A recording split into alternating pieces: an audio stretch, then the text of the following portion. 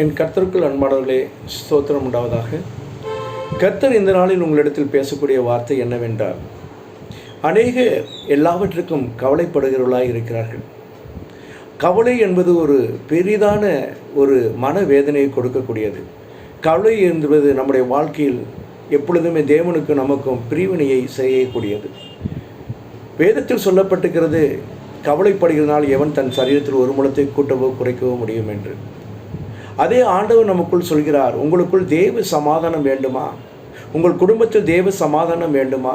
அதற்கு தேவன் சொல்லக்கூடிய ஒரே ஒரு கிருபையான அழகான அற்புதமான வார்த்தை என்ன என்றால், பிலிப்பியர் 4வது அதிகாரம் 6-7 சொல்லப்பட்டிருக்கிறது. அந்த வார்த்தை கொண்டு நீங்கள் நித்தமும் ஜெபித்து பாருங்கள், உங்கள் வாழ்க்கையிற்குரிய கவலைகள் கஷ்டங்களை தேவன் மாற்றுவார்.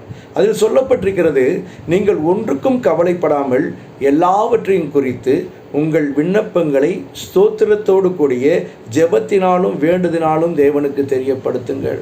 ஆண்டவர் சொல்கிறாரு, ஸ்தோத்திரம் பண்ணுங்க. இவ்வளவு நாள் தேவன் செய்த எல்லா நன்மைகளையும் ஸ்தோத்திரம் பண்ணுங்க. ஸ்தோத்திரம் என்பது தேங்க்ஸ் கிவிங்கை குறிக்கும். எவ்வளோ நாள் தேவன் எவ்வளோ நன்மைகள் நம்முடைய வாழ்க்கையில் கொடுத்திருக்கிறார். நாம் ஜீவனோடு இருப்பதே அவர் கொடுத்திருக்கிற கிருபை. என் கர்த்தருக்குள் அன்பானவர்களே, வேதத்தில் சொல்லப்பட்டிருக்கிற பிரகாரம் ஸ்தோத்திரத்துக்கூடிய ஜெபத்தினாலும் வேண்டுதலினாலும் தேவனுக்கு எல்லாவற்றையும் தெரியப்படுத்துங்கள். அப்பொழுது ஆண்டவர் சொல்கிறார், எல்லா புத்திக்கும் மேலான தேவ சமாதானம் உங்கள் இருதயங்களிலும் உங்கள் சிந்தைகளிலும் கிறிஸ்துக்கு இயேசுக்குள்ளாக காத்துக்கொள்ளும். எவ்வளோ ஒரு அற்புதமான வார்த்தை பாருங்க. என் கர்த்தருக்குள் அன்பை இதை அறிந்தவர்கள் யார் என்றால், உண்மையாய் தேவனை அன்பு செலுத்துகிறவர்கள். இதை அறிந்தவர்கள் யார் என்றால், தேவனிடத்தில் தினந்தோறும் ஜெபிக்கிறவர்கள். ஜெபிக்கிறவர்களுடைய சாயலை நீங்கள் பார்த்தீர்கள் என்றால், அவர்கள் ஒன்றுக்கும் கவலைப்பட மாட்டார்கள். அவர்கள் எப்பொழுதுமே தேவனை மாத்திரம் சார்ந்து கொள்வார்கள்.